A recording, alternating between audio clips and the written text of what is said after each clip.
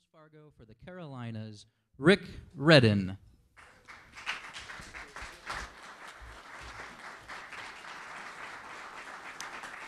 Well, good afternoon, and it's my pleasure to welcome everyone here, and it's a treat to have you. It's great to see so many friends and colleagues and leaders in the business and community world here with us this afternoon. I want to take just a moment and thank you for spending your afternoon with us to talk about something that's very important to us all, and that's economic issues in South Carolina and what we can do together to make a difference. Wells Fargo is very proud to be in this unique collaboration with USA Today and WLTX to bring together this event for you because, like you, we're extremely vested in the success of South Carolina.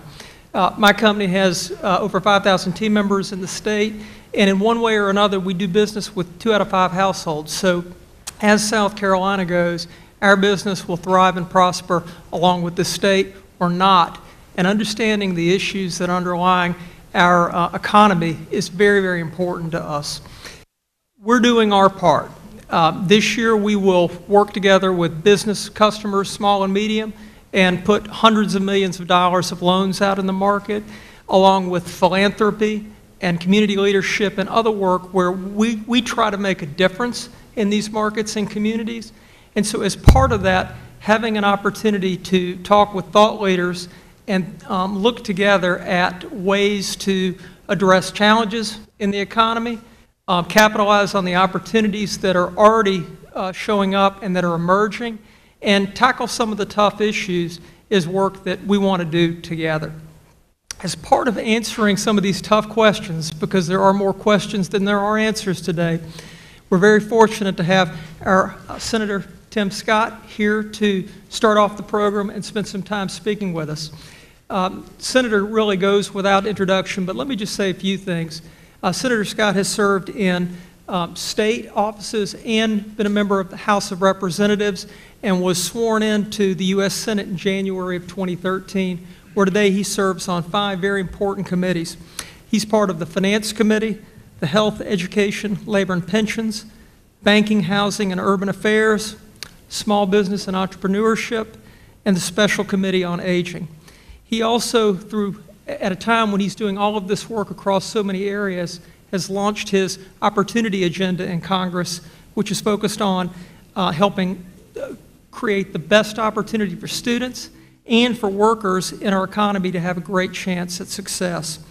I'll tell you on a personal note, and he won't remember this, but probably 7 or 8 years ago, earlier in then Tim's political career, I invited Tim to speak to a group of leaders in Wells Fargo, a small group, just to hear from him and get a sense of his perspective with Lynn and others in Charleston on what was going on in our political environment, in our economic environment, and what he thought how we could make a difference and help.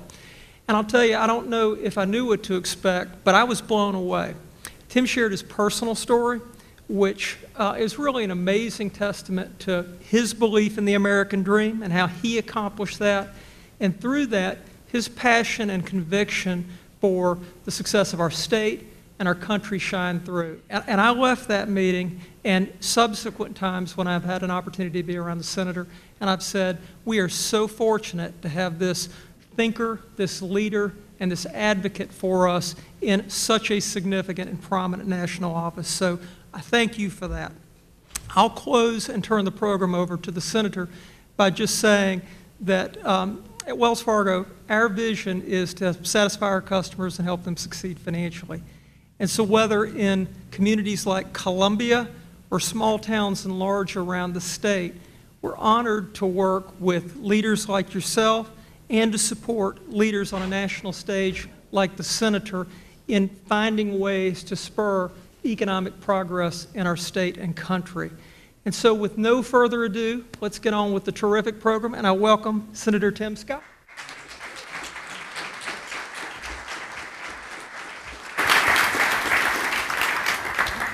Thank you very much, Rick. I actually do remember that meeting. It's interesting. When you started talking, it was downtown Charleston, upstairs in a nice little room you guys were having, several of your executives. I will tell you, since then, I've become a client of Wells Fargo. So I appreciate that, yes. Only one person in the audience is happy about that, but I appreciate the fact that you're happy about that. I'll tell you, it is certainly a privilege and a pleasure to serve the great people of South Carolina, and it has been a whirlwind adventure in many, many ways. I wanted to share with you for a couple minutes, my personal story and my passion around economic development. I think we are on the verge of greatness as a country economically. Now, there are some things that are in our way. We have some serious impediments that we have to figure out how to address, from our tax code that is antiquated, perhaps becoming obsolete by the day. Also, the regulatory environment that we face today as Americans is absolutely creating strong headwinds, especially when you look at us from a global perspective. But perhaps the most important ingredient in our success is not Washington. Can somebody say amen? Amen. Okay. Is anybody else excited about that fact? I got so excited I fell off the stage. I wanted to keep walking. You know how that works? I am literally excited every time I go around South Carolina. I have a chance to visit a small business in Saluda, South Carolina on Main Street, and talking about the dream that is coming to fruition in that person, that business owner's life. And I've experienced that. Much of my personal story leads towards being an entrepreneur. And frankly, as an entrepreneur, I've realized that in the back, you can't see me. I need to get taller. Thank you very much. It's like, dude, seriously, can you get back up there? Okay, thank you. Literally, I've learned along the way that a good economy makes all things possible. And so the real question is, what makes a good economy? And there are two major pieces to the opportunity agenda that I have been pushing forward in the Senate for the last couple of years. Part of it is education. And as we know in South Carolina, we used to celebrate the dismal performance of Mississippi. And we would all say, thank God for Mississippi. Unfortunately, in a global economy, it's no longer Georgia or Mississippi or Alabama or Texas. It's all over the world. It's China. It's India. The competition that we face is a global competition. So getting the education system right is critically important to the success we want to see here at home and the success we want to experience around the globe as a country. The second part is really having an entrepreneur's mentality, a mindset. For us to be successful, we have to see ourselves as entrepreneurs no matter who we work for. That is the second very important key. I learned about the first key of education the hard way. Anyone ever had to learn a lesson the hard way? The first time, the second time, and the third time? That was me. Being raised in North Charleston, losing my direction, drifting in the wrong direction for several years in high school. I basically flunked out of high school. When you look at the statistics of those who flunk out of high school, after the age of 25, about half of them are in the workforce. The other half is experiencing an unemployment rate around 20%. So finishing high school is very key. I didn't know that at the time. I failed world geography. I said earlier today, I may be the only senator to ever fail civics. Senator Shilley says, oh, really? I failed Spanish and English. And when you fail Spanish and English, they do not call you bilingual. They don't. They call you biignorant because you can't speak any language. That's where I found my unhappy self. But that kid who doesn't finish high school, who really doesn't see the world through the prism of education, they simply do not have a future in our workforce. There are 5 million, nearly 5 million openings across this country, 60,000 plus in this state, because we can't get the workforce and the jobs properly aligned. Second part of that is really entrepreneurship work skills. The second part of the opportunity agenda really focuses on the skills that are necessary to succeed in the economy where you live. In South Carolina, we are having a manufacturer's renaissance. We are perhaps one of the greatest economies of making things in America. And people are looking at us and they're marveling at the fact that we're succeeding. Our low tax environment, our high quality of living, and the low cost of living all contribute to this success that we're experiencing. And I remember when I first went on county council in 1995, I think 96 or 97, I became the economic chairman for the Charleston County Council. One of the things we focused on, if you think of back in those days, the backdrop was the closing of the naval base. We were so dependent on one source of revenue that we about lost our minds when it was closing. Something sparked in the entrepreneurs and the thinkers in Charleston, much of it led by Mayor Riley, to be honest with you, was this notion of economic diversity. Let's attract the private sector. And over the course of the last couple of decades, what we've seen happen throughout the state and at home in Charleston has been remarkable. But it's been a team effort. We've seen South Carolina as one state, one opportunity with one goal. And economically, we've done a pretty good job.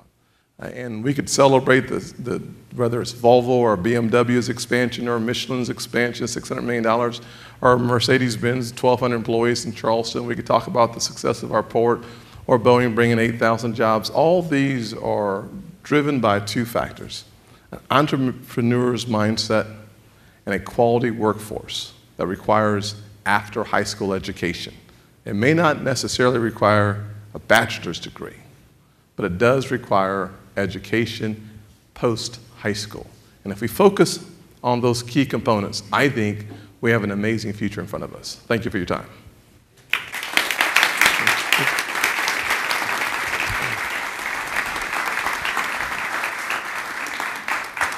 Now, please welcome Wells Fargo senior economist Mark Vittner. Are we doing a Q&A?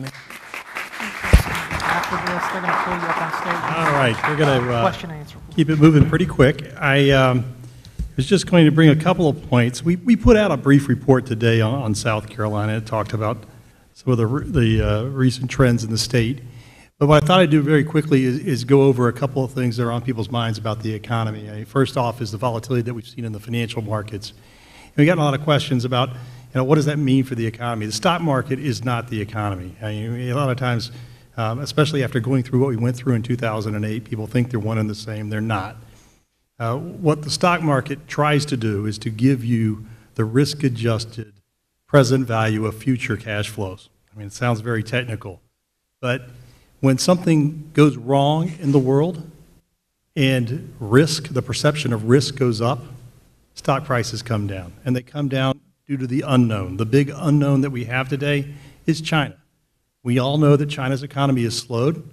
The Chinese are not particularly forthcoming with their data. Keeping the theme on education, China produces their GDP numbers 1 week after the end of the quarter, and they never revise them.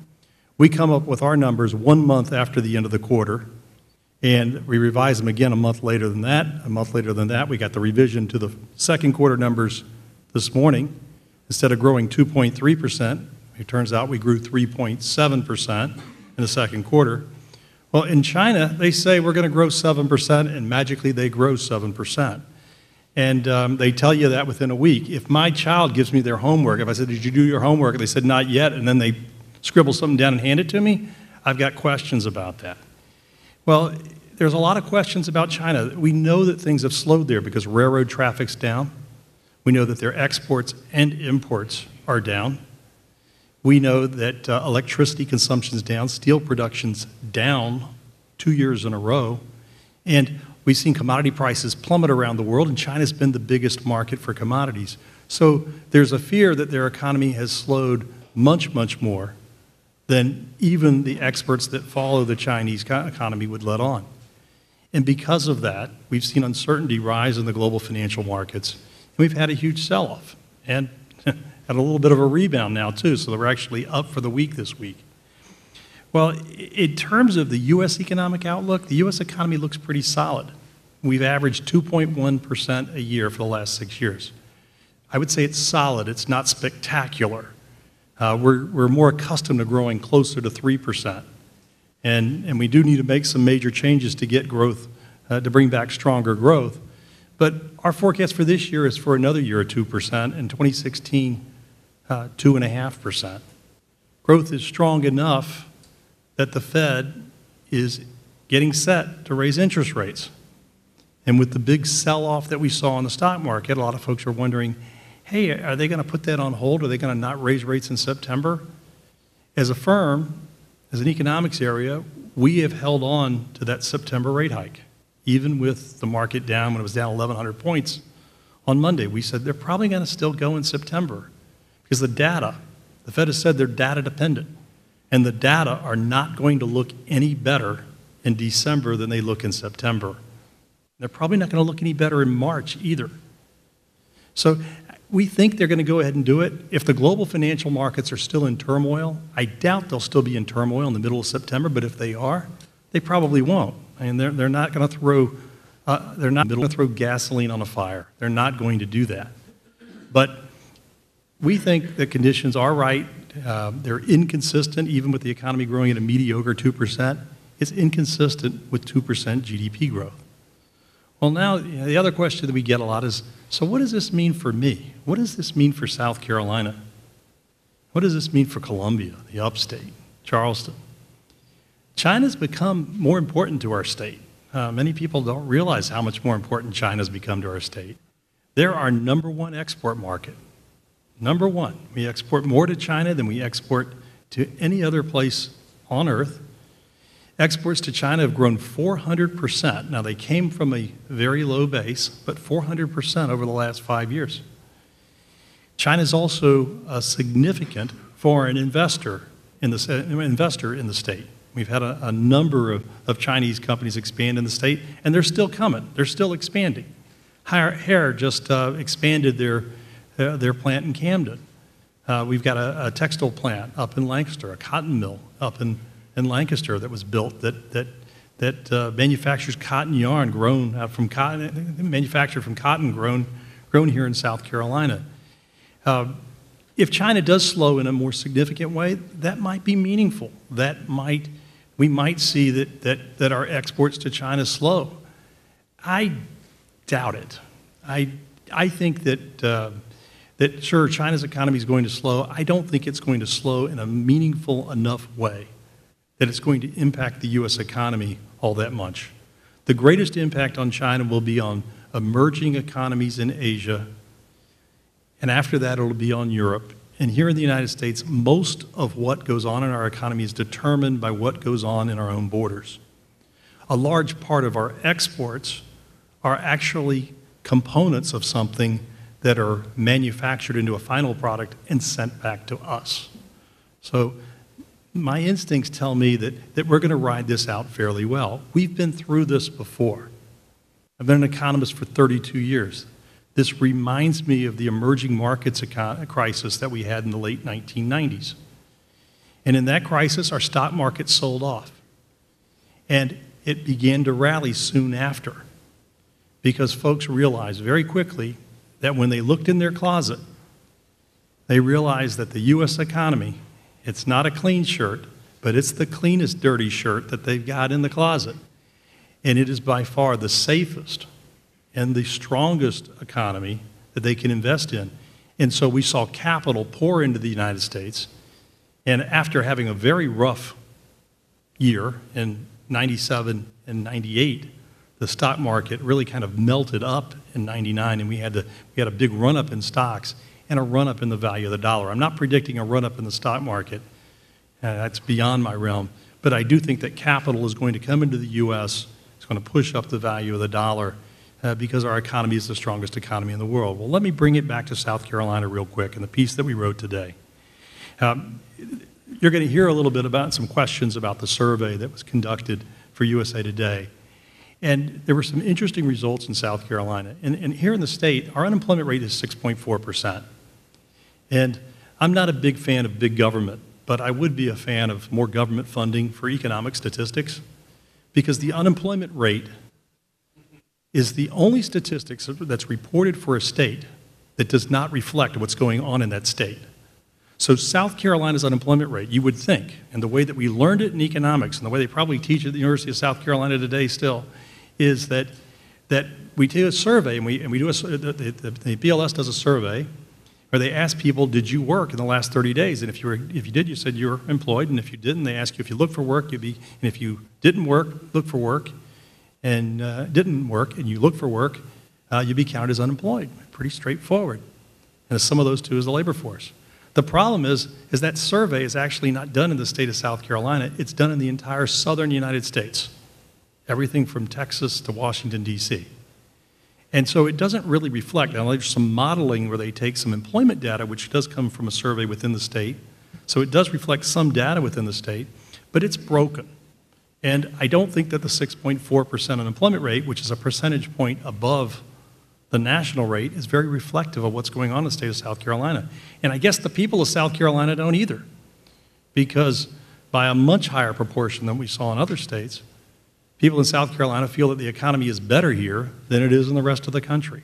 So it's kind of interesting. So it's one of the things that I think that came out of that. And when you get away from the unemployment rate and you look at every other statistics, the numbers look pretty good. And I'm going to tell you about some of those numbers, and I'm going to tell you why I think it is. In terms of non-farm employment, we added 60,000 jobs over the last year, and job growth job employment is up in every key industry in the state. We've had a rebirth in manufacturing. We're not one of the top 10 states in manufacturing employment growth, mainly because we had such stronger growth earlier in the recovery, but we still are adding jobs in the manufacturing sector. We've also seen a resurgence in population growth because people tend to follow the jobs. And if a state's adding jobs at a faster rate than the rest of the country, and job growth here is 2.5% compared to 2% in the U.S., you're going to have more job seekers move to the state. And we're seeing that in Columbia, we're seeing that in Greenville. The other thing that we've seen, though, is we've seen a return of retirees to the state. And I think some of this has to do with the way that the housing boom and bust shook out and rebirth in the housing market. I think a lot of folks in the Northeast and the Midwest have been priced out of Florida. And now with the dollar strengthening against the Canadian dollar, a lot of Canadian retirees have been too. And that's helped propel Myrtle Beach back to being the fastest growing metropolitan area in the country. That's where it was in 2014. The state's population grew 1.3%, nearly twice that of the nation. And increasingly, it's a lot of retirees. And it's not just along the coast. I mean, Hilton Head's still getting a lot of retirees too, but we're also seeing it in the upstate. We're also seeing it in the South Carolina suburbs of Charlotte, which in Lancaster County, where you've got Sun City. And so it's multifaceted in terms of growth. The other thing that really stands out, though, and what I think stands out more than anything else in South Carolina, is the incredible economic development activity that we're seeing in the state. And this is a story that didn't suddenly change. It's been apparent for quite some time. I came to work at First Union back in 1993. First day that I came to work, BMW made the final announcement that they were opening their plant in Greer. And I was asked, it was the very first interview that I did at First Union was commenting on what, I think it was David Dykes at the Greenville News, is who I talked with, I think he's still, and he asked me what it meant. And I said, well, attracting a company like BMW is a marquee type of announcement. It announces to the world that you can make a high-quality, world-class product, brand that's known all over the world, here in South Carolina. Now, BMW wasn't the first. Michelin was really the first, a concerted effort on the part of government to diversify the state's economy, where 30% of the upstate's workforce at that time, back in the early 1970s, was in textiles. They're not in manufacturing. It was 50% manufacturing, 30% in textiles. They made that concerted effort. And it's followed by BMW, followed by Boeing. Well, so we know that part of the story. Why South Carolina? South Carolina is located in the heart of the third largest industrialized economy in the world. The southern United States, Texas to Washington, D.C., is a $6 trillion economy that's grown 3.4% per year over the last 5 years. It's the fastest growing industrialized economy in the world. And if you want to locate in that economy, in the heart of that economy, where you can produce a product competitively and have access to the rest of the world, South Carolina is the best place to do it. It's the lowest cost place to do it. Mississippi's got lower cost, but you don't have the access to the rest of the world, and you're not in the heart, the geographic heart, with the population and the buying power that you have surrounding the state of South Carolina. That's what's helped bringing it here. Our greatest challenge is to keep it going, but quite honestly, I see great things ahead for us in coming years. I'm not going to go on anymore because I know we've got a heck of a program ahead of us. I just wanted to give you a couple of those comments. We've got a brief note that was published today out on the web, and I think we have some copies circulating here. Thank you very much.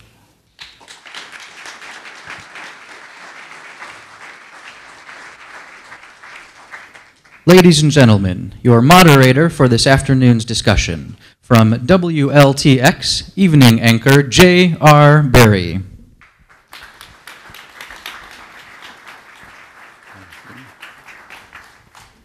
Thank y'all very much. The senator is going to have to leave us here in about 5 minutes, so I have some other remarks we'll get to in a moment. I'll go ahead and bring Senator Scott back on stage real quick so we can talk for just a couple of more moments about issues in South Carolina and things South Carolinians say they are most concerned about. Yes. First, why the positive attitude in South Carolina, do you think? More people here thinking the economy is on the road to recovery than other parts of the country? I think we're experiencing it. I mean, it's hard to open the newspaper somewhere in South Carolina and not see an expansion or a new acquisition in the state. I think about going up to the GE facility in Greenville and celebrating their success there and expansion. Think about the $1.2 billion BMW expansion or the $600 million with Michelin, or the fact that we're having such great success on the coast, as well as adding Volvo with another, hopefully over the 10 years, 4,000 jobs in Dorchester County. So when people wake up and look at the newspapers, I think they're excited, that they're leaning into an opportunity. And frankly, I think our education system is improving as well. So I think we have the foundation.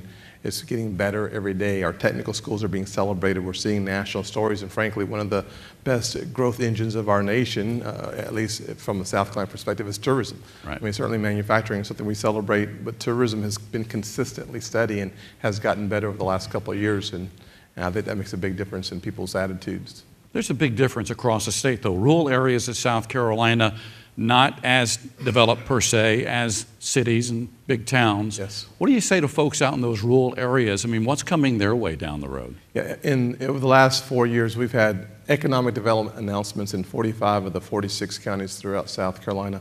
I was in the one county that did not have an economic development announcement last week, and I also went through several other counties. And what I say to them is a very consistent message, which is that when we get the education system right in those communities, you're able to attract high-quality employers. We also have to look for ways to organically grow the economy in those communities. And so we talked about the component parts to successfully and organically growing those economies.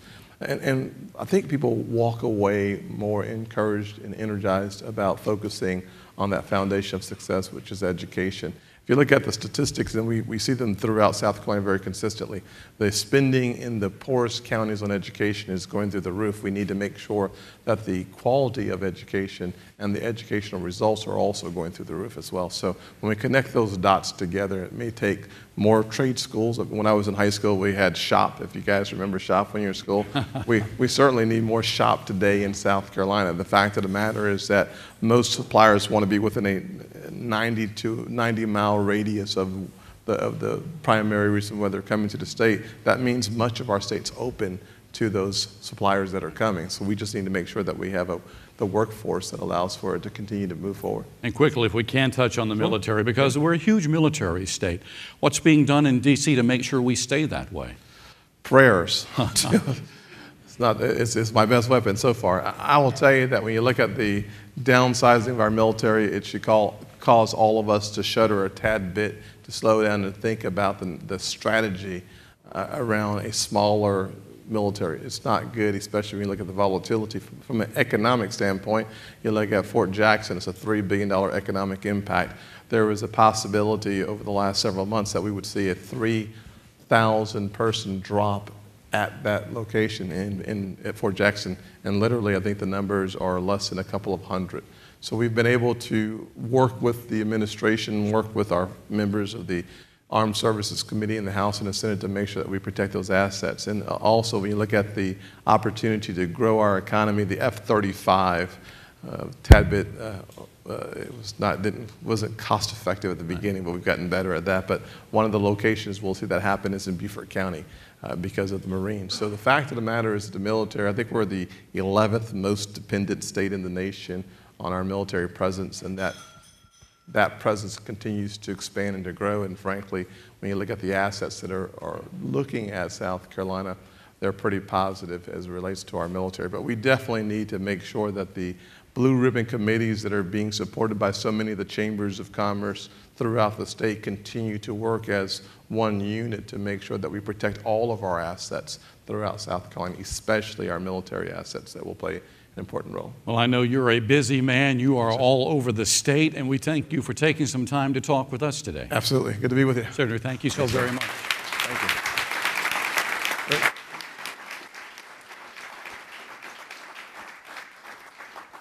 You know, at News 19 WLTX, we are the eyes and ears of the community. We're constantly getting calls from our viewers wanting us to be on their side. It could be a pothole that hasn't been fixed. It could be an apartment complex that doesn't have any heat or air. But it also could be about finding a job. It could be about living paycheck to paycheck and somebody who is struggling, trying to find some answers out there. That's why when we heard about this, we were happy to jump on board a discussion about what's ahead for the state of South Carolina. It's just another way we hope that we're on your side. Now, as we've mentioned already, there's a lot of confidence in South Carolina, more so than across the country, about where we're headed with the economy. The USA Today Wells Fargo survey showed that our residents have great faith in three key areas. We've mentioned them already: manufacturing, tourism, and the military. The number of manufacturing jobs in our state has gone up 14% since 2011. Nearly half of those surveyed, 48% in all, believe manufacturing, though, has room to grow, thus adding more jobs. Currently, about 10% or so of our state's workforce have some sort of job in manufacturing. When it comes to tourism, it is an $18 billion a year industry in our state. 71% of those surveyed believe, though, that tourism also has room to grow, bringing more money to South Carolina.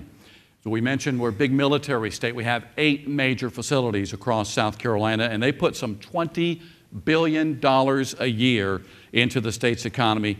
84% of those who took part in the survey believe the military is very important to South Carolina's economy. Talked with one chamber leader last year here in Columbia. He told me without the military, without tourism, without manufacturing, South Carolina would not be number one in the Southeast in economic development.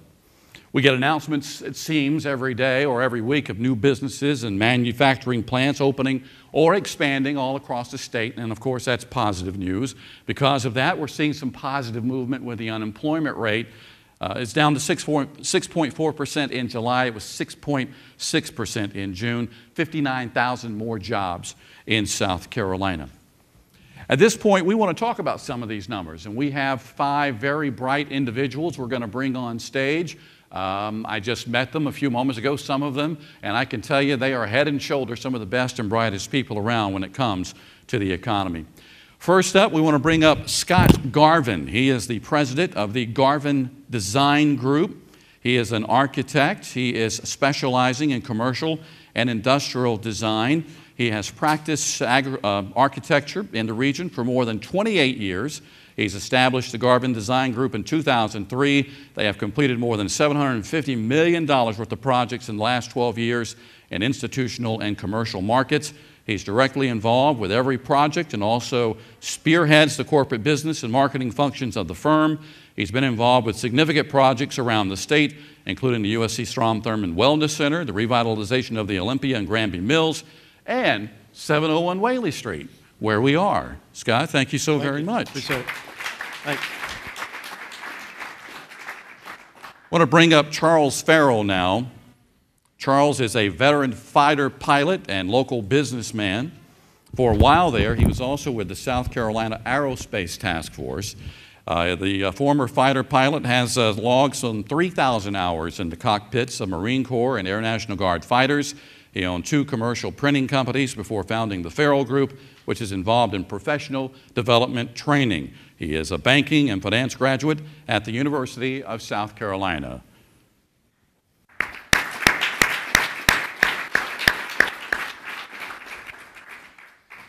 Get you down there.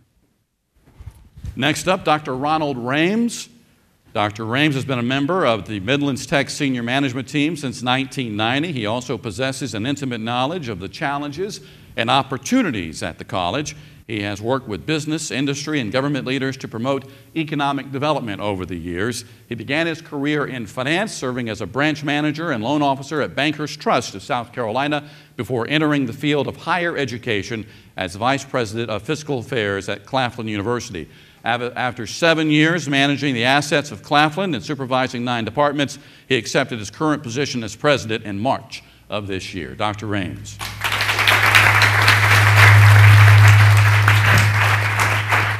Up next, Anne Marie Stieritz. Anne Marie was named president and CEO of the South Carolina Council of Competitiveness in July of 2014. Prior to accepting the role, she served as the Deputy Executive Director of USC's Office of Economic Engagement.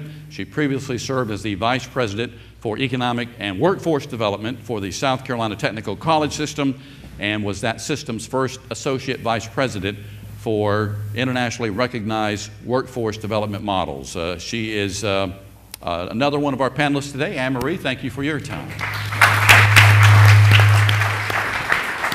All right, John Denise is a passionate entrepreneur and the founder of several companies, including Southeastern Brewing, AAC Utility Partners, Advanced Aviation Counseling, and Advanced Automation Consulting. He grew up in Northern Virginia, but he now calls Columbia home because he fell in love with the area while attending USC, where he earned a BS degree in finance and management with a concentration in entrepreneurship. So, ladies and gentlemen, John Denise. All right, so that's our panel. And again, I briefly met with these fine individuals before, and I told them basically, I don't have a lot of scripted questions here because this is supposed to be a discussion on the economy. And we're going to begin by talking about the economy in South Carolina as it compares to the rest of the country. 38% of those surveyed in South Carolina said there is a growing market compared to, or growing job market compared to 32% nationwide. That's a pretty big difference, 6%. So I guess the big question is why do South Carolinians feel that way more so than the rest of the country? I'm going to start with Anne Marie. You got any ideas right now? I mean, are we doing that well in South Carolina by, with manufacturing and with these new jobs for this optimistic outlook? Absolutely. I think there's no question in terms of the recent announcements that have come out, specifically in manufacturing. But also, I think it's important, we're seeing a lot of these job announcements and attraction of new companies coming into the state. Let's not forget the expansions that have been announced. There's a lot of job creation that occurs by our existing businesses, especially small and medium-sized companies across the state. So I think what you're seeing reflected in your survey results is a reflection of what we're seeing out there and what the citizens of the state are hearing regularly. Certainly for manufacturing, you talked about tourism as well, that we have very positive impressions as a result of the survey about tourism. I think that's also probably a little bit of a reflection of reduction in some household debt, disposable income that people are feeling. Tourism is very much based on disposable income, so I think you're capturing probably in those surveys some of that optimism that people are feeling personally as well in the economy here in South Carolina. John, you want to chime in here? What are your thoughts on all this? I mean, it seems like here in South Carolina, as we mentioned, we've got businesses and industries opening up left and right, which is a really good thing, of course, for the economy. So that perhaps plays a huge role here in the optimistic outlook. Absolutely. I think Anne Marie is right that people are feeling that way because that is the reality. It's all the economic development that's going on, it's all the announcements, but South Carolina's also got a great ecosystem for entrepreneurship. And there's, you know, the jobs that kind of go under the radar typically are the small companies and the startups that create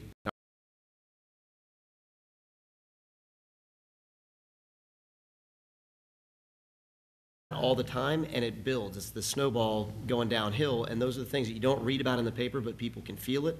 And it's the younger workers, the knowledge economy workers coming and creating that buzz and that vibe. And it is, I think it is the reality is that things are going well here, and that we do have a better environment.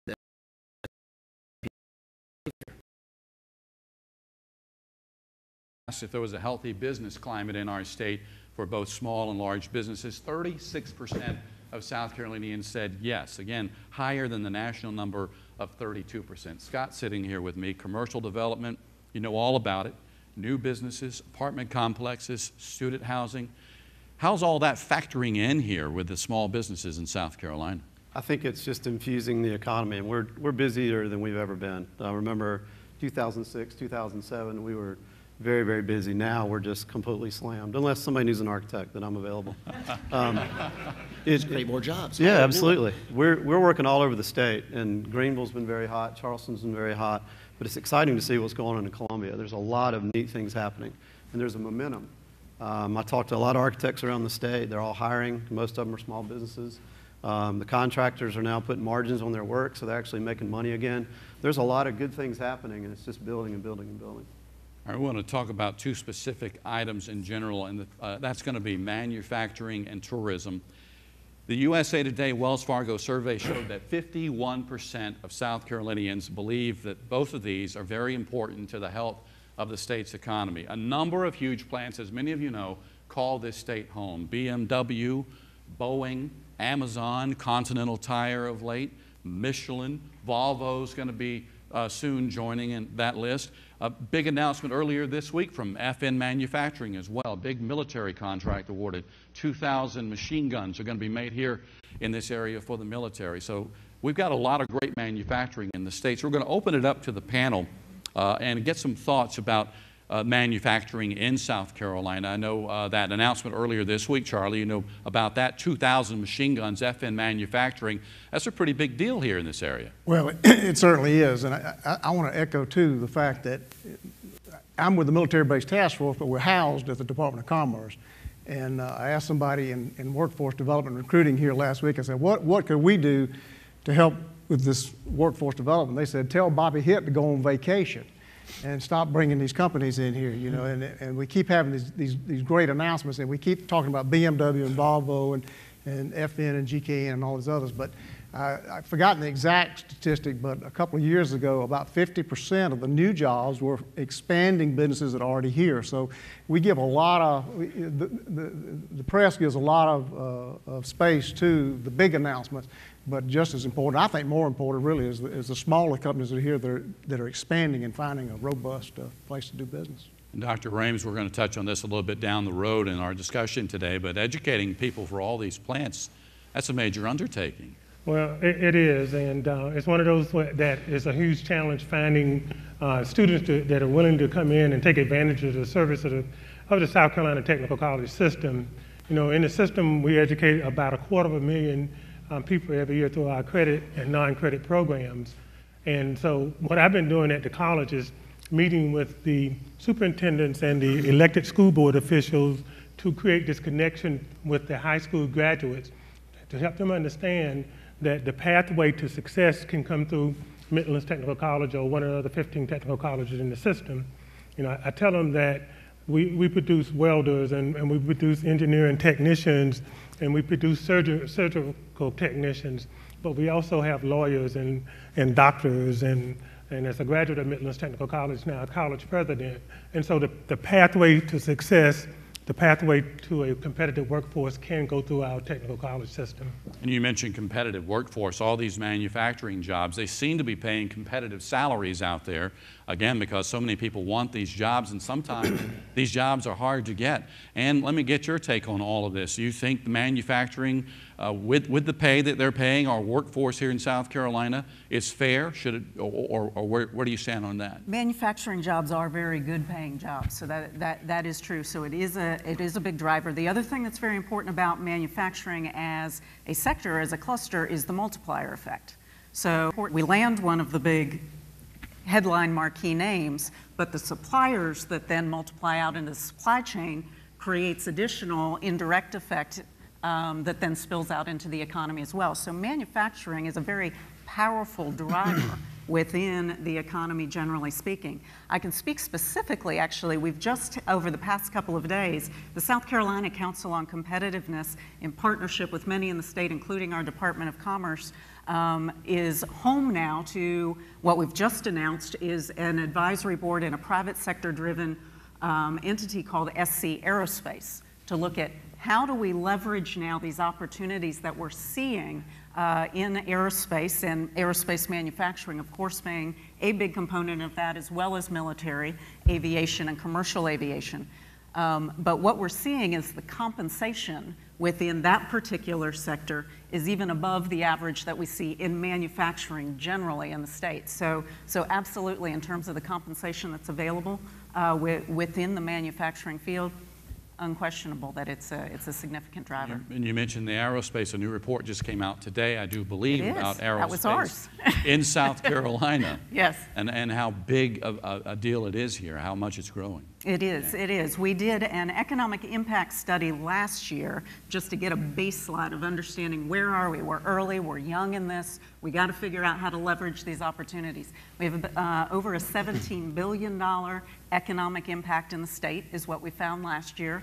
We identified about 466 aerospace-related companies. Again, that includes our military aviation within those numbers as well, but that 466 are private sector companies. And as we keep saying, most of that growth, that firm growth of the number of firms we're seeing, are small and medium-sized companies. It's distributed pretty evenly across the state. And the new report, thank you for mentioning it, that we did put out today, as part of an aerospace conference that we just held here in Columbia, actually was looking at how are we tracking in our trends, employment growth, firm growth, compared to 4 other states, our neighboring states, North Carolina, Georgia, Alabama, but also Washington State, where we know we can learn a lot of lessons in terms of what did that growth pattern look like, and how do we connect the dots here in South Carolina to take advantage of that and find our particular niche within really what is a southeastern market for aerospace. So that's a very specific sector example. May I comment on that?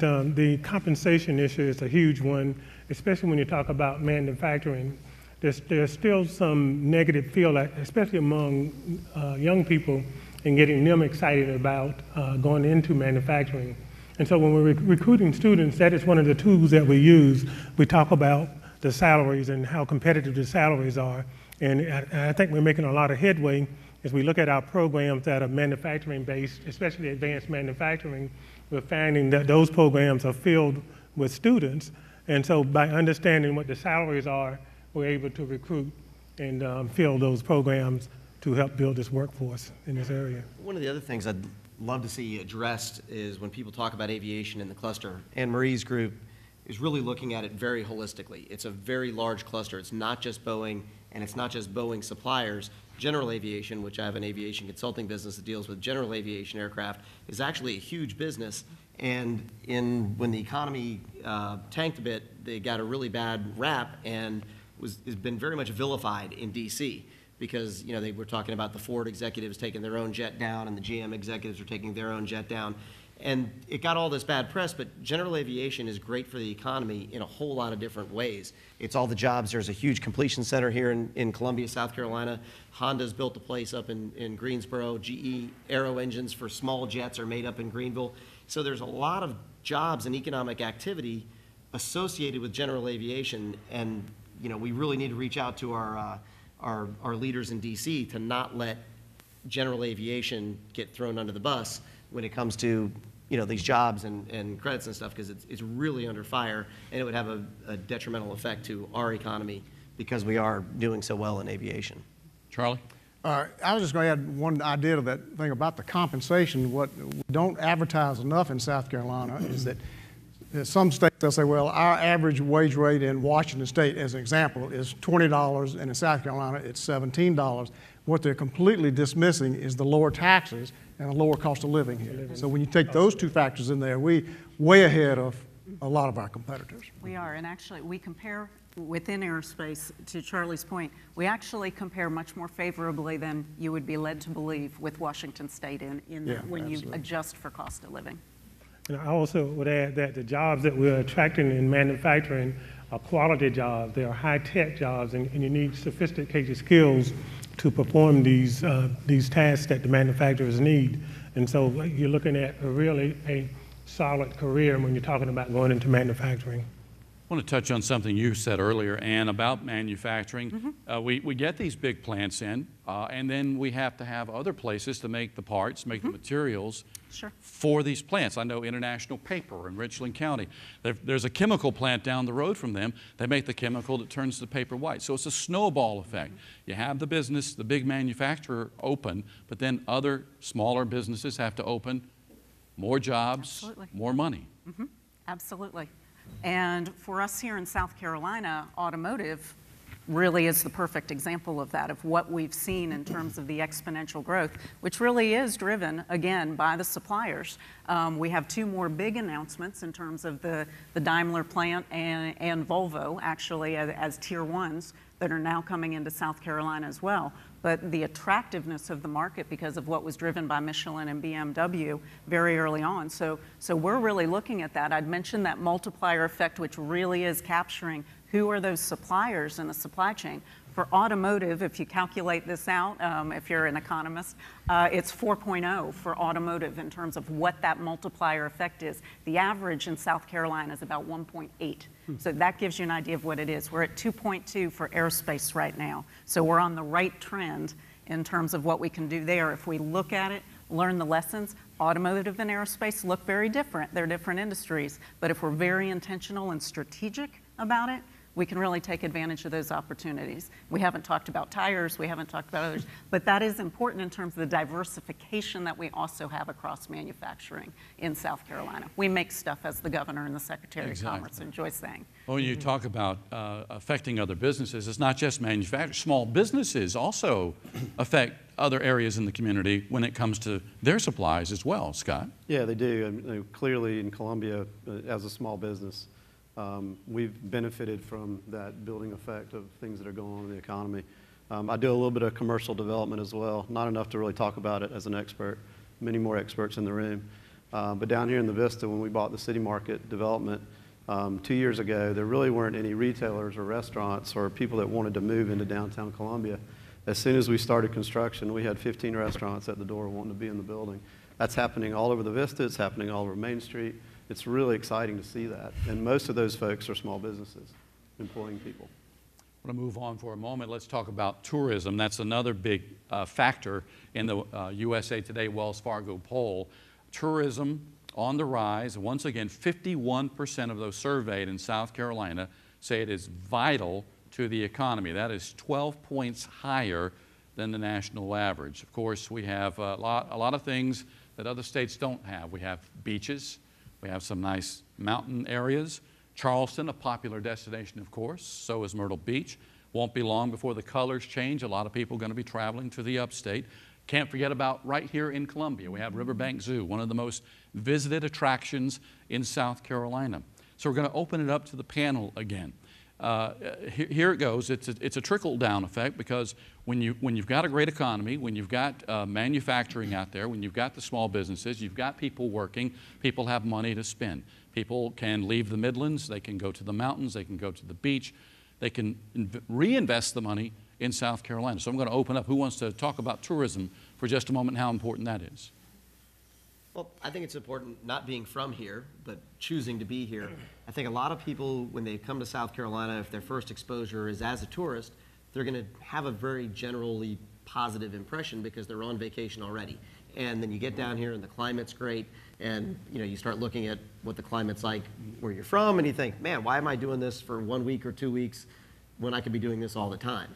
And we recruit nationally in my IT company, and we play on that very heavily. It's a great strength that South Carolina has, is that people come here for a reason because it's fun, the quality of life is good. It's not just the climate being warmer, it's the quality of life and the way that I think South Carolina really values the overall balance of life as opposed to just work, work, work, work, work.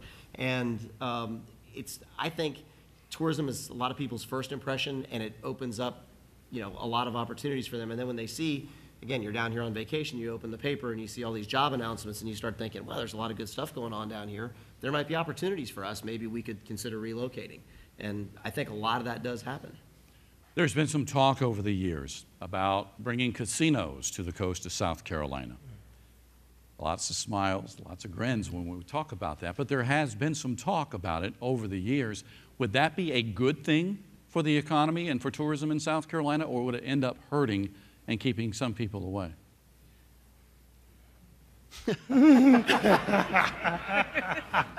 I'm waiting to talk about the military. I want to talk about technical colleges. What if the military were going? No, we'll pass on that. Maybe you should answer that one. Well, no, there has been some serious discussions over the years, and it's always been knocked down by state leaders. I mean, we are a go-to state when it comes to our beaches. There was an issue in South Carolina many years ago when it came to video poker, outlawed in July of 2000. There's a couple of boats right now that take out of, I think, Little River, go out in the ocean, and people do their thing. So in a very serious manner, would opening casinos up and down the South Carolina coast, would it be a horrible thing for tourism, in your opinion, or would it be best to leave it alone? I'm going to pick any, meeny, and what do you think? Congratulations. Yeah, thank you. It is a lot. We love you, Ann. Let me come at it this way, and I know I'm not directly answering your question, but I think part of, we're the South Carolina Council on Competitiveness. Part of that is when you're looking at how are you going to be competitive, it is looking at what assets do you have. It's not necessarily looking at what is somebody else, you know, you may not have that. What is it that you have? I will say that I think our tourism industry, I think that is based on the natural resources that we have here, that is based in the investments. I think you have to give very careful consideration to that because there's no question that that would create a shift. Would there be economic impact? I have no doubt. I'm sure the spillover that would occur from that, certainly. But I do think it is, and what I suspect is weighed in our General Assembly. Again, I don't know what the economic arguments for and against are. I haven't seen those.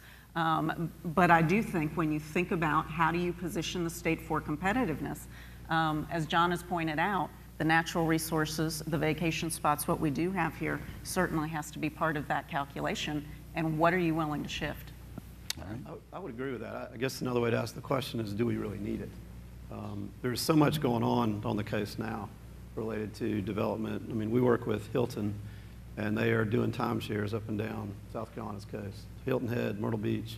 There is a lot of activity without that. So whether it's good or whether it's not is a question, but it seems like there's a lot happening without that type of industry.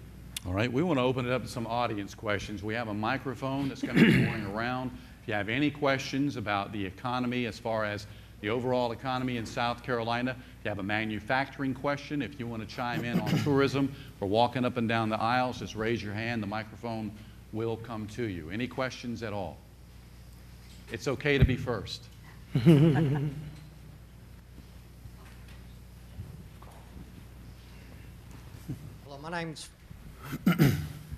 my name is Fred Monk, and my question is, you've talked a lot about different types of development, but in Columbia, would you just comment on the impact the University of South Carolina has on our economy and how you see that going in the future? Can I comment on that? Having previously worked for the university and looking at what is the university's role within economic development, not only in Columbia, but broadly speaking.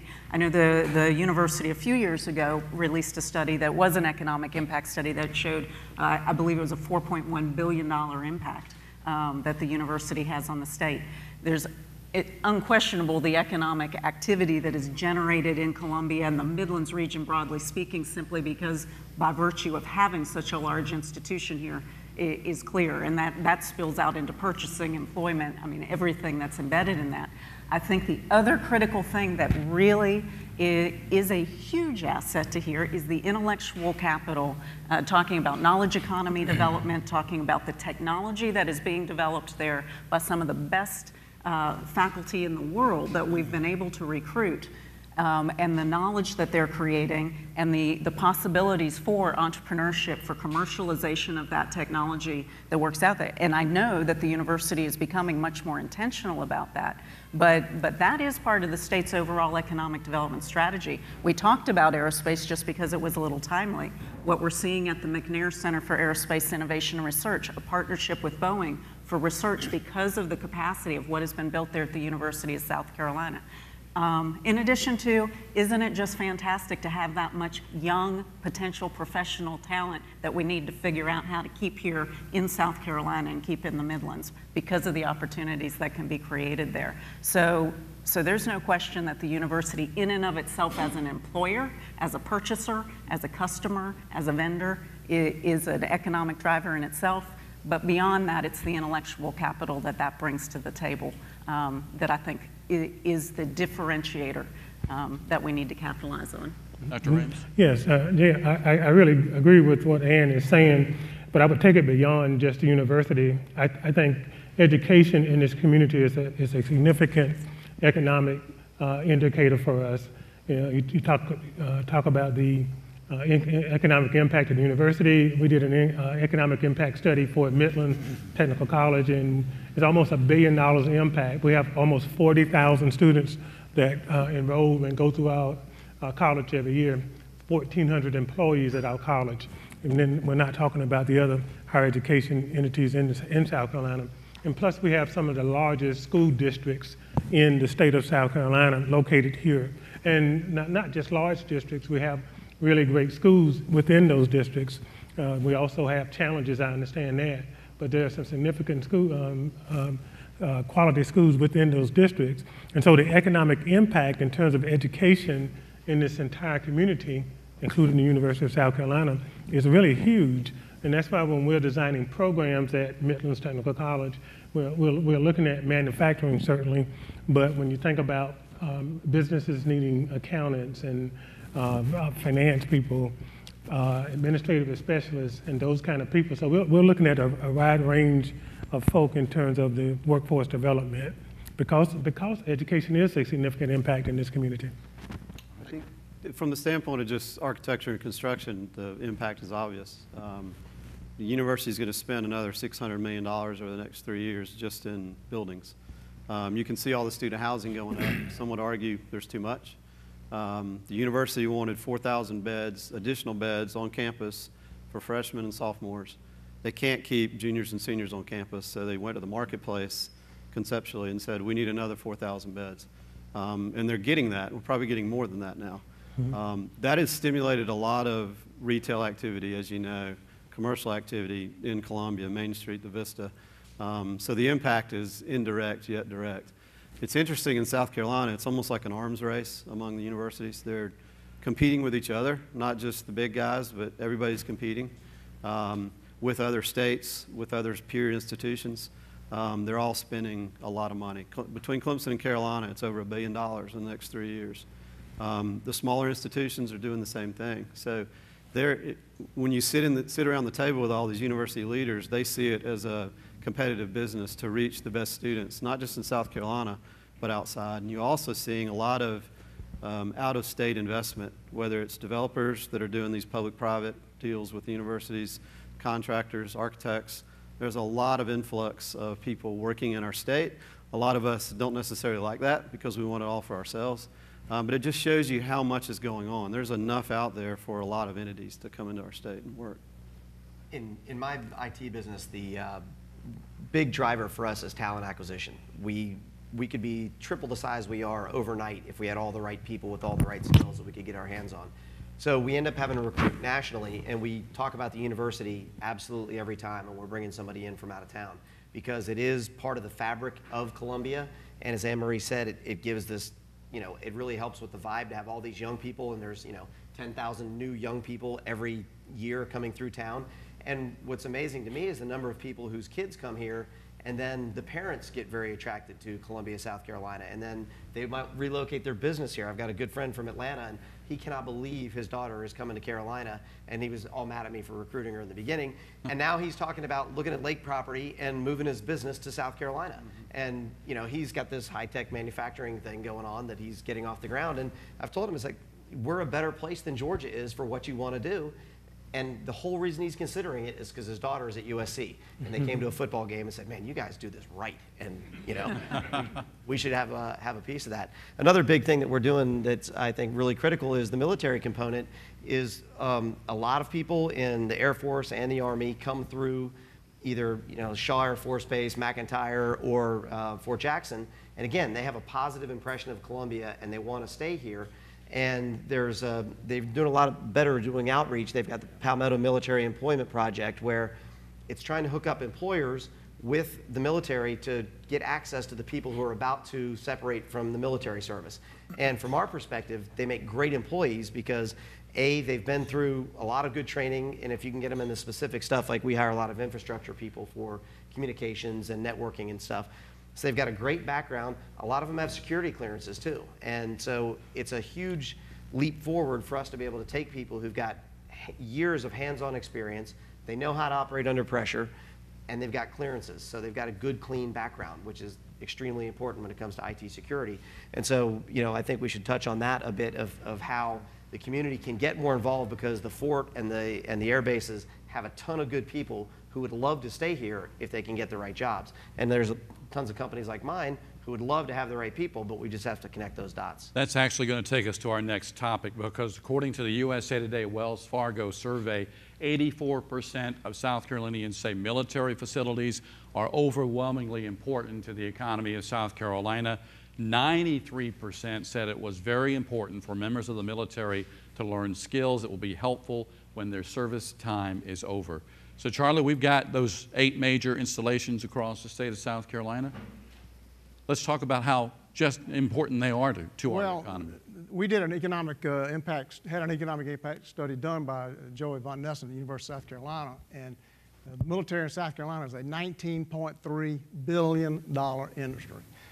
That's a big number, and I think what has happened in the past, these bases have been here a long time. Parris Island celebrating the 100th year of training Marines down in Beaufort.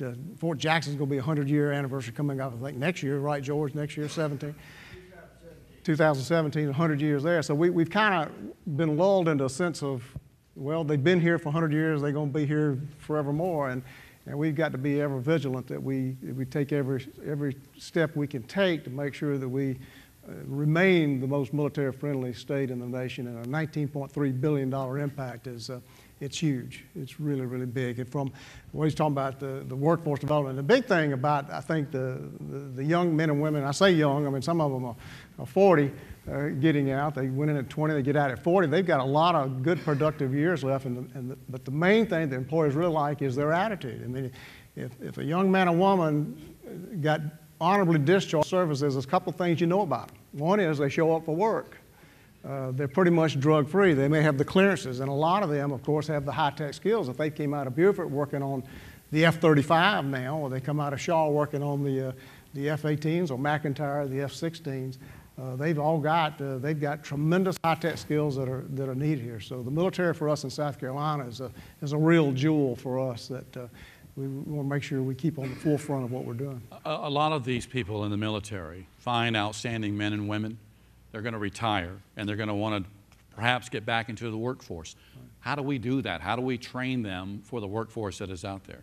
Well, I'm seeing a real sea change in our education system from K-12 up through the technical education system. But, the educational system, like anything in government or of this magnitude, is kind of like a jet fighter turns around pretty quick, but it's like an aircraft carrier. It takes a long time to get an aircraft carrier turns around.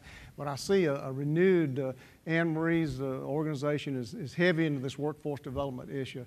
And Operation Palmetto Employment, we're involved with them. They're doing a great job there. There's a lot of people around the state that are doing that. And so it takes there's so many moving parts to preparing young people. And it's got to start early. It's not just the military, it's those young people too. But to give you an example, you may have read about a lot of the military-friendly legislation we got passed here in the last year. It kind of got on the back burner because the same week that all of that legislation got passed, we had the terrible events in Charleston. So it kind of just went under the radar. But we got some great legislation passed. But the one big one that we want to get passed, which will help out, and this goes right to the heart of what we're talking about here, is this idea of exempting the military retirement pay from South Carolina personal income tax. Just a quick example. I had Bill Bethea as our chairman. I'm the executive coordinator for the military-based task force. Bill Bethea is our chairman. We had lunch with a fellow named Fig Newton. Now, you got to understand that Fig Newton is a fighter pilot, and fighter pilots have nicknames. Well, his name's Newton, so Fig Newton.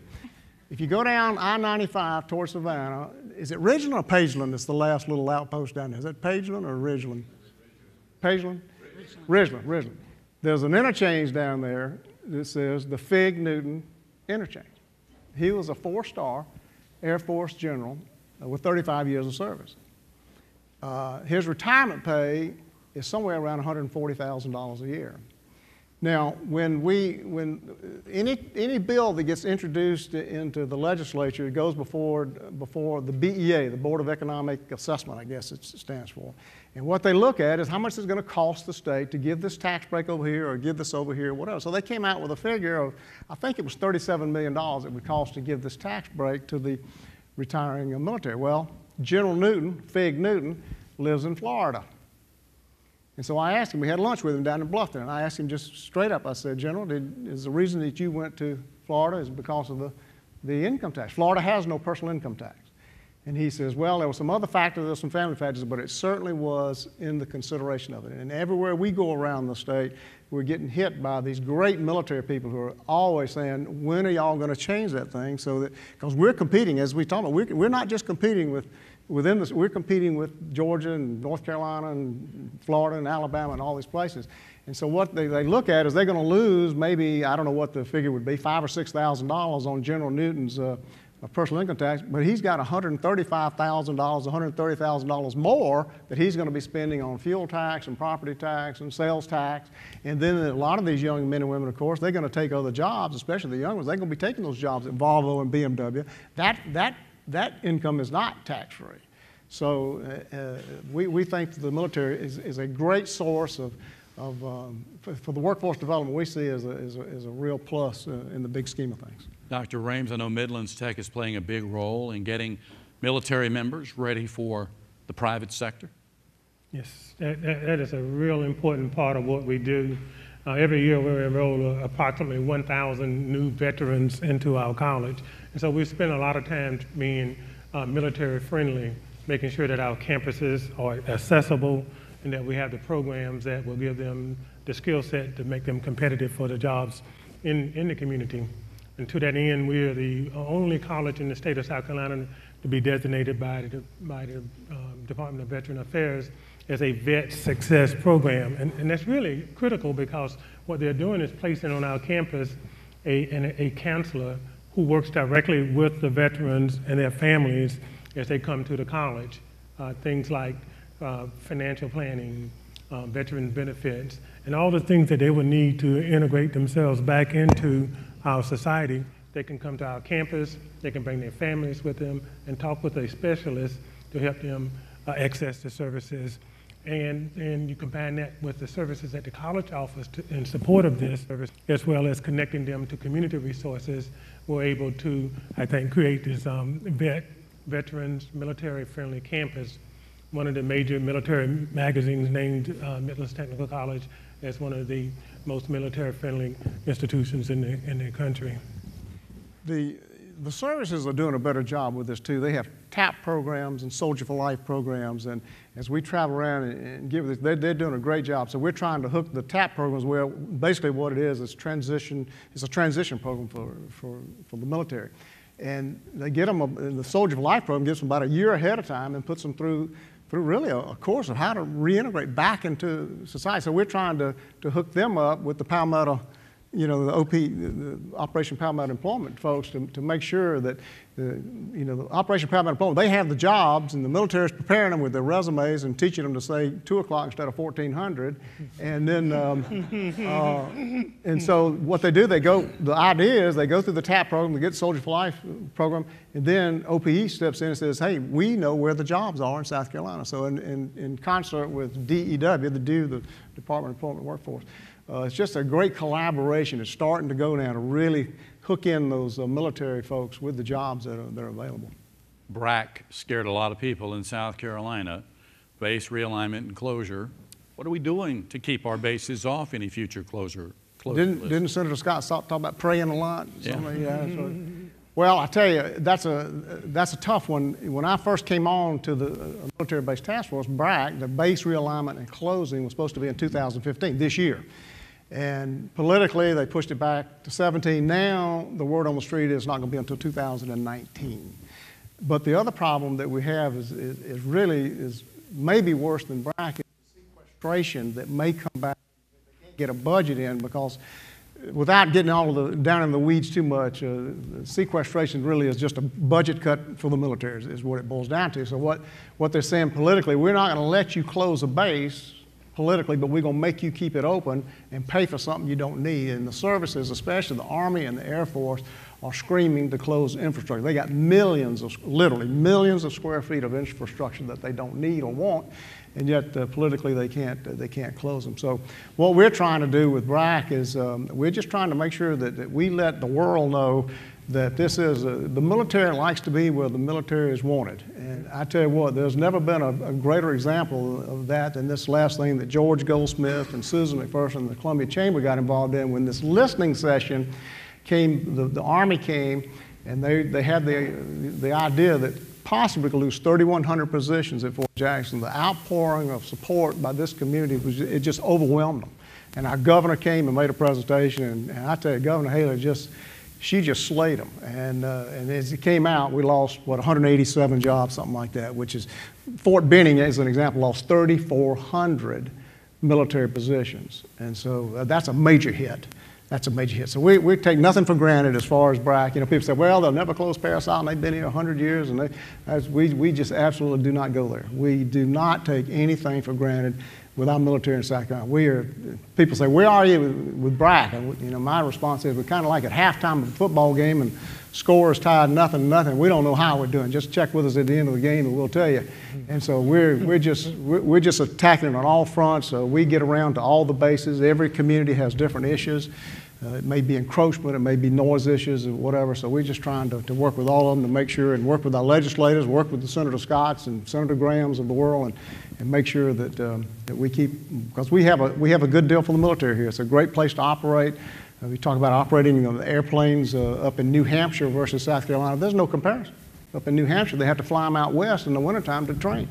We train here 365 days a year. So we just need to keep that word out there. Townsend Bombing Range down in there is a great asset for us. In Beaufort and warning areas off the coast. People don't realize what we have as assets off the coast. We have these warning areas that our airplanes can go out there and operate in unobstructed by airliners and everything. They don't have that in other places around the country. So we've got tremendous assets here that we're just trying to keep that word out there in front of the decision makers that when BRAC comes around and say South Carolina, they do it right in South Carolina. When it comes to the economy, though, $20 billion a year is a lot of money. Fort Jackson, I believe, is $2 billion a year just to the Columbia economy. Right. So I'd like to get everybody's take on this. Economically, what kind of blow do you think it really would have in South Carolina if we lose even one facility? I can start with you, Scott, and we'll work our way down. I think it would be a major impact for the particular community that Fort or institution is in. I mean, I know if we had a cutback at Fort Jackson in Columbia, we see the men and women that serve our country all over town. I mean, you see them in restaurants, you see them in bars, you see them in grocery stores. That would be a real impact if there was any kind of cut like that. John? I agree with Scott. It's, you know, if you look at, and there was a lot of talk about Shaw and McIntyre being so close geographically together and having such similar missions. And it's not just those jobs there on base, it's all the support things. It's a multiplier effect that Anne Marie keeps talking about. And, you know, there's a lot of jobs that support having a base there. Then I think also militarily, you know, we haven't been looking at things very strategically. And if you look at the ops tempo of our bases are probably higher than any place else for reserve units and guard units. You know, the South Carolina Air National Guard is one of the best F-16 squadrons in the world. So they're always deployed just about because their mission is so critical to, you know, an anti-terrorism type of operation. And if that were to be closed to save money, you know, a short-sighted decision to save money would be catastrophic, I think, economically and militarily. And Shaw right now playing a leading role in the bombing of ISIS. So yeah, you're right about that. Anne-Marie, your take? Yeah, I don't know that I would say much different except to agree with it. Clearly the numbers work. We know what the economic impact holistically is. I gave you that $17 billion number economic impact for the aerospace industry, but said a significant portion of that is our aviation-related military installations. So there's no question. I would certainly agree with everything that's been said. Dr. Rames? You know, I agree wholeheartedly with everything that's been said. The only thing I would add to it is that as a public institution, there's a public investment in Midlands Technical College from the state, although not what we think it should be, and from the local government, a significant investment in the college. And so if you lose a significant portion of the jobs that are created because of the presence of the military base in our communities, then that would have a direct impact on the college's funding. Could lead to higher tuition than what we like to have to make up the difference so that we can continue to do what we need to do in terms of producing a workforce. And Charlie, I know you've looked at the numbers long and hard. I mean, shutting down any base in South Carolina would indeed have a devastating effect. Well, yeah, and especially on a smaller community. You take Beaufort as an example. Beaufort is it's a tourism town except for two things, and that's Parris Island and the Marine Corps Air Station. So if you take either one of those two things away from that would be devastating. Shaw, Sumter's a small community, so depending on the community and what would be bracked, it could be devastating. It took Charleston a long time to recover from Charleston, and Charleston's a big community. You take it away from a smaller community, you can see it'd be even harder to recover. I know over in Shaw, we've mentioned them. They got the Third Army a few years ago from out of Georgia. Right. What about that? Is that a possibility down the road of us getting even more military in South Carolina? Well, you know, when they say BRAC, it stands for Base Realignment and Closing. So the realignment is some people are going to lose and some people are going to gain. So we're hoping, as we did in the 05 BRAC, if you remember the 05 BRAC, we gained. They thought, the word on the street was that McIntyre was gone. McIntyre gained big time in the 05 BRAC. So we're hoping the same thing will happen this time around. That's what we're shooting for. All right, well, we've already mentioned education today when it comes to training military members for the private sector and getting workers trained for manufacturing jobs. Going to expand on it for a moment. The USA Today Wells Fargo survey showed only 25% of South Carolinians believes there's an education system in place that prepares skilled workers. That's still better than the national average, though, of 22%. Dr. Rame's going to let you chime in on this. Kind of a surprising number for you there, 25%? No, actually, I think that's probably correct. When you think about the investment in the military, and when you look at the number of people that are employed by the military and the number of soldiers that come to the community, I'm not surprised at all. Another number, though, that surprised me, because with so many Americans being so optimistic about the economy in the future, South Carolinians leading the country, only 11% of South Carolinians strongly agree that our state's workforce has the needed skills to succeed. So I was kind of taken back when I saw that number, 11%. Any takers on, let's talk about this for a moment. I think part of it is, and again, coming from outside of the area, and I deal with it all the time when we're recruiting people, is the national reputation, and the word that you get out there is that we have a poor K-12 educational system. And the reality is, in certain pockets, we do. The other side of the coin is we have some of the best K-12 public education in the country. You go to the good pockets around Columbia, there's some in Greenville, there's some in Charleston, and they are tremendous schools. I've sent my kids to the public schools, and they've done incredibly well. I came from Fairfax County in Virginia, which has a reputation as having some of the best public schools in the country. And I can tell you, our good schools are just as good or better than their good schools. But perception is reality. And when you're pounded day after day after day about our SAT scores are lower than the national average, but they don't read the part about, because most people just read the headlines, they don't dig into it. You know, we had a problem in South Carolina where everybody takes the SAT. The states that are outperforming us on the SAT, only the kids that are planning on going to college are taking the SAT. So of course their scores are higher. But that's not what people read. They just hear, you know, your scores are, thank God for Mississippi. You're just right down there with everybody in Mississippi. But the reality is we've got a lot of great stuff going on, but people just keep getting a negative message, so that just seeps in. And, you know, I think the reputation is kind of not deserved. Ann? Yes, we do. At the Council on Competitiveness, we have 3 pillars around our work. So we've talked about some of it. Some of it is the actionable research, the support for key industry clusters like we talked about. Since our inception, we've been around for going on 11 years. Education and workforce has always been a component, because we will not be competitive if we don't have the talent pipeline and an educated citizenry to take us there. So the education piece has always been critical to us. We're the only organization in the state that regularly convenes all of the education players at the state level from birth through adult workforce and looks at how do we align, and driving that from the private sector perspective.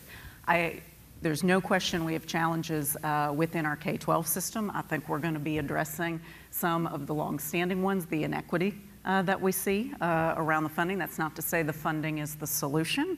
It is to say it is an issue in terms of looking at what challenges certain areas of our state face versus others, simply because of that.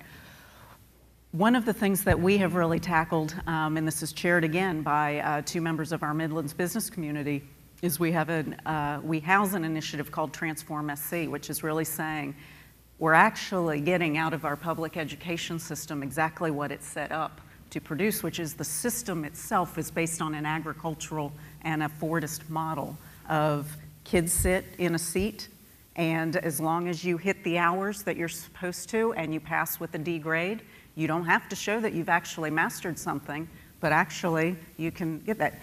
How many workplaces do you walk into with this kind of structure? That's not the environment, the working environment that students are going to enter when they get out. It's going to look very different. So we have, in partnership with the Department of Education, the state superintendents, there is now for South Carolina, and I've been to other states who really look to us as a model for this, we've developed in consensus with the educators, with the Chamber of Commerce, the state level Chamber of Commerce. The Arts Council has endorsed this, what we call the profile of the South Carolina graduate. And we said we have to begin with the end in mind. What is it that we want to see at the end of this? And it's not only world-class knowledge of STEM education, arts, global awareness, it is also life skills and characteristics. It's the critical thinking, problem solving, integrity, all of these things that we know. Oftentimes when employers are hiring, when they dismiss someone, which usually happens within about the first 8 months, you kind of know if an employee is going to work or not. Oftentimes it's not because of the technical ability. It's because of all of those other pieces that we need to make sure are integrated. So some people call it soft skills, some people call it, but the profile of the South Carolina graduate has been adopted by the State Board of Education, by the superintendents, the State Chamber of Commerce, us, that says this is going to be our North Star. We have a common vocabulary now that we can talk about when we're looking at education. Where does it need to go? Everything needs to align toward this. So what we're doing, and we have 37 different schools that have raised their hand in the state and said we want to be a part of this. We're working on an expansion now around this initiative. So looking at trying to get at that in a larger systemic way. Charlie? As I've traveled around the country a fair amount with the aerospace effort and now with the military-based task force, I'd like to leave my part of this on somewhat of a high note. One is that we're not alone in South Carolina with this skills gap. Everywhere I go in the United States, that's the number one thing on everybody's mind. The number of jobs that are open, I think Senator Scott, did he say 60,000? He threw out a number. But the number of jobs nationwide is millions of jobs are wanting because of this skills gap. So it's not just South Carolina, for sure. And the other thing I look at is if I'm a large manufacturer like Volvo or Boeing or FN Manufacturing, and I plan on going to a place, what is the first thing you're going to think about? It's the workforce, is it not? You got to have the workers. So when the Boeing of the world and the Volvos and the Mercedes, when they come to South Carolina, they've done their homework and they don't see a lot of doom and gloom out there. They see a lot of hope and promise that the workforce will be delivered, and we've been able to deliver that. We got some great programs like Ready SC. The apprenticeship program are world class. These are world class programs that we've developed and copyrighted, so to speak, invented, patented here in South Carolina, doing a great job for us. So we need to do better, of course, but I'm not doom and gloom, and I don't think these other folks are either, quite frankly. And I will say the Apprenticeship Carolina, which is housed within the South Carolina Technical College system, was started at the initiative of the business community in 2007. And it is, at that time when we started that program, there were 777 apprentices in the state. Now we've seen over 13,000 people have gone through that program. And we've got a program in every single one of the counties in the state, which means employers are stepping up and saying this works. We were such a laggard in that. We looked at the Swiss model, we looked at the German model, how do you do this? Now we're being invited to go to Switzerland and talk to them about how we're doing it in South Carolina. That's a success story that doesn't get told enough. There is the skills gap, and as Charlie said, we aren't unique in that. In terms of particularly those middle skill jobs, whether you like that word or not, but those middle skill jobs. But there's no question that we've been a leader in finding innovative ways to try to address that. And Senator Scott actually took our South Carolina model and took it and proposed some federal legislation around that to try to scale that nationally because of what we've done here. You know, I think a big part of this issue is getting more people into the STEM-based areas in high school as well as when they come into the college. And to that end, as it relates to higher education, I would like to see some policy changes in how we develop scholarships at the public level. The state and others invest in scholarships, and the scholarships are often driven by having a certain GPA, 3.0 or 3.5. And so I think that have an adverse effect sometimes. It drives students into courses that are less than STEM-based oftentimes. And so in order to maintain the scholarship, you may be taking programs that may not lead to a job. And so maybe as we have in policy decisions, maybe we can think about how do we really encourage people to get involved in STEM-based programs. All right. Let's mention something that wasn't in the survey, which surprised me. I mentioned it to a couple of you earlier today, and that's agriculture in South Carolina. A lot's been said about manufacturing and tourism in the military, but I can remember the day when this was known as an agriculture state, where farming was king, corn, tobacco, soybeans. Surprising that we're getting away from that, being known for that in South Carolina? I'm waiting to talk about the military. I teed it up for you before. We have military farmers in South Carolina, Charlie. But no, really, the agriculture in South Carolina, it's a big deal here. Billions and billions of dollars each and every year. And South Carolinians, I think, maybe the tide is turning. They're going away from saying, hey, we're an ag state. We're not just a bunch of rural people in South Carolina. We're investing in manufacturing and tourism and our military in South Carolina. It just struck me as a little bit odd that agriculture didn't come up. Well, I think agriculture is like everything else, and in some cases, even on a bigger scale, where technology has changed it so much that there are fewer and fewer jobs. Forestry is huge in South Carolina still. Other types of agriculture are as well, but it takes so many less people to do it because of the technology involved. And if you ever go look at a new tractor these days, I mean, these things cost about $400,000, but they have GPS navigation systems that are, I mean, you can basically run the thing autonomously, and it is precise, I mean, down to inches of how it's going to go and plant that field, plow the field, pick the field. And so I think there are fewer and fewer jobs in agriculture, even though the productivity is probably up from an acreage perspective. I would say it is still a significant portion of the economy. Certainly, if we think about agribusiness, largely speaking, not just the growing, but where the opportunities for us in South Carolina lie are really moving up the value chain into the processing, into the packaging, into that. Clemson University, of course, I have to give them a shout out because Holt Chetwood invited me to be here today. So Holt, Clemson, but Clemson's packaging, what they do within the extension agents, certainly are opportunities. And unquestionable, if we go back to where some of those assets are, you look at our state, we really are a rural state to a large extent in a lot of ways. And if you look at our PD region, opportunities potentially across that I-95 corridor, opportunities within agribusiness, which has its own challenges, but certainly in terms of the types of crops that we grow, looking at that, looking at our growing season, we're very well positioned. The port has some additional capacity now in terms of agricultural exports, has some new facilities down there that allow for refrigerated storage, which is necessary if we're talking about shipping agricultural products. So we've seen that as a new recent addition just within the past year at the Port of Charleston. So we do have opportunities and we have capacity. It probably just looks a little different than we're used to, but agribusiness unquestionably still occupies a significant part of the economy in terms of it may not be the same job levels as John has pointed out, but it certainly has an economic impact. Dr. Rames, do you see people coming into Midlands Tech saying, hey, do you offer anything on agriculture in South Carolina?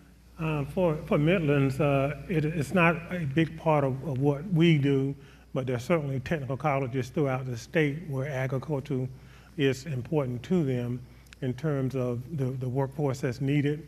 A lot of it is, as Ann talked about, in the processing, in the manufacturing, And the other thing that I know is happening within that industry is the advanced technologies that's being used in how the food is handled as it's being processed. And so a lot of automation is occurring there.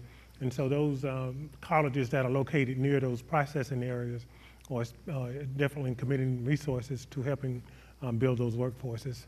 All right, I want to open it up to our audience again. If you have any questions about the military, if you have any questions about anything we've talked about today, we have our runners with the microphones. Just raise your hand. We'll be happy to walk to you. Any question at all? And again, it doesn't hurt to be first. No questions? Can we call on somebody? Yeah. Go for it, Scott. Okay. Frank Kaysen, you have a question? Just real quickly, what role can our legislature play in keeping the economy moving forward? We read a lot in the last 6 months or year about certain things that they should have focused on and done. But from y'all's perspective, how important is that? Or what else are the things that should be on their radar that we're all missing or we're not missing? Want to start here and go down the row? Yeah, I mean, the obvious one is infrastructure. For some reason, we can't stay on top of that. I guess it doesn't make headlines until it's a problem, but not just roads, but water and sewer. I mean, water and sewer in Columbia is a huge issue, and we're not dealing with it. We're just sort of ignoring it. So whenever you have a developer trying to do a project in downtown Columbia, they're spending a lot of money on things they shouldn't have to spend money on. Roads out in Lexington are terrible. Roads up and down the interstate are terrible. And if we're going to be a progressive state, we need to be looking at, fast rail, lots of things that we're really not focused on. And I don't know how that happens without leadership from the legislature. I think business has to support it, but it's just not happening. I mean, we heard about $400 million of additional revenue, and yeah, that was a surprise, quote unquote. It wasn't really a surprise because everybody knew we were going to have more money in the South Carolina money system, but we're not spending anything on roads. Maybe we will one day, but when? Is that 3 years from now? So if we decide in 2 years to start spending money on roads, you know how long road projects take? They take 10 years. So that's a huge concern of mine. John? Mine's a little different. I agree with Scott. Roads are definitely an issue and infrastructure is an issue. But I've kind of found that every place in the country that I've been, everybody's been doing the same thing because a lot of the stuff that's supposed to come back, the taxes we pay to the federal government are supposed to come back to fund those things, and it never seems to end up back here. So we're in a Mexican standoff over, who's gonna pay for it. The reality is it needs to get done, but then you have the fight over who's gonna pay for it. From my perspective as an entrepreneur, I think one of the biggest things that the legislature could do is frankly get out of the way. They try and solve problems, and they might address half of one issue but create 10 other issues in the process. And our tax code is better than a lot of states, but it still could be a whole lot better. I feel like we could do a whole lot more of economic development when it comes to attracting knowledge economy jobs. And it's not a complex equation. You don't have to write big checks. You don't have to, knowledge workers don't need a whole lot of infrastructure. All they need is high-speed internet and a place to sit. And we could do a whole lot more here utilizing the advantages that South Carolina has that other states don't have, such as our quality of life and our climate and our cost of living. Northern Virginia, where I grew up, got very intentional years ago, and they said, we want to attract high-tech jobs. So they gave some tax breaks. They didn't write anybody any checks. They just said, if you locate high-tech jobs here, you won't pay any local taxes for, I can't remember what the period was, probably something like 5 years. Might even been as much as 10. The reality is those companies came, they were all high-wage jobs. All those people are making $100,000 a year.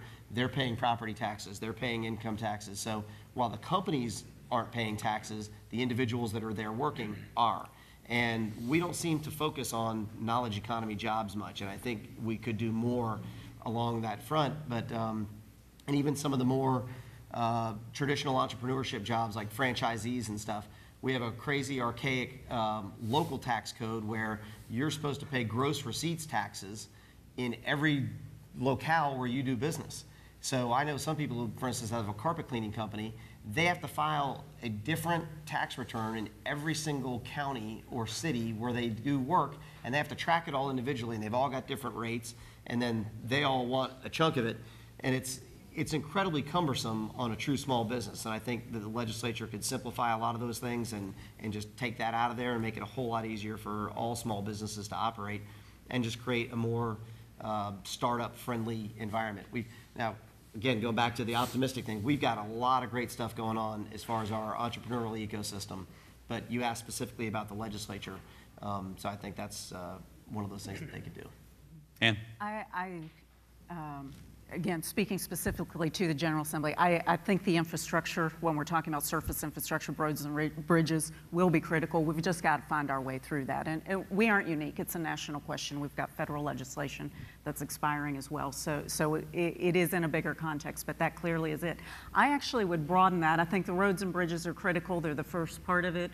You know, you're not going to move product without transportation, distribution, and logistics infrastructure. It's just not going to happen. But I think we need to broaden that idea of infrastructure also to include broadband access, broadly speaking, because I think that affects every industry. It is like water and sewer now. That obviously has private sector participation within that. That's not, but we need to think about that as part of economic development as well, just given automation, given coming of Internet of Things. These are things that are out there.